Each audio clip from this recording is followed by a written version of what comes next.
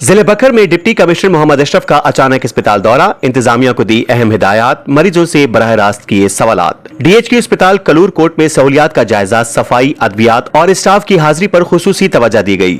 देखिए एम सईद बिशारती की ये रिपोर्ट आज तक की स्क्रीन पर। आज तक की वीडियोस देखने के लिए हमारा चैनल सब्सक्राइब कीजिए और बेल आइकन को क्लिक कीजिए ताकि आप हमारी आने वाली वीडियो से बाखबर रह सकें। बकर से खबर है, डिप्टी कमिश्नर मोहम्मद अशरफ ने आज डीएचक्यू अस्पताल कलूर कोट का अचानक दौरा किया। इस मौके पर additional deputy commissioner revenue Abdul Qadir और additional deputy commissioner general doctor Arshad Bhattu भी उनके हमरा मौजूद थे।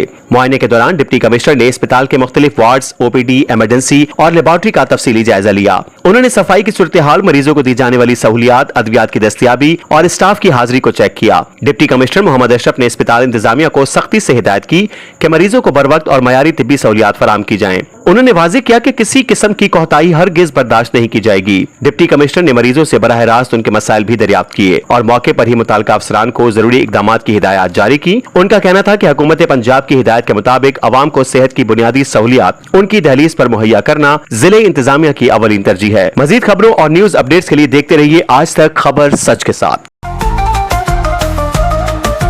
आज तक न्यूज खबर सच के साथ।